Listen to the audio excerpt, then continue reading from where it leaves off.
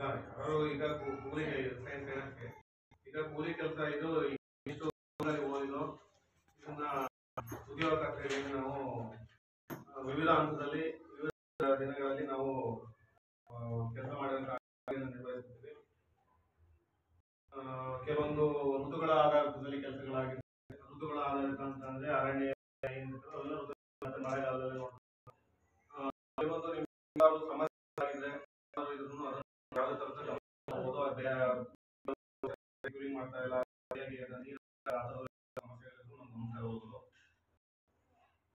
ಆದಷ್ಟು ಏನು ಕೆಲಸನೇ ಮಾಡಿದೀವಿ.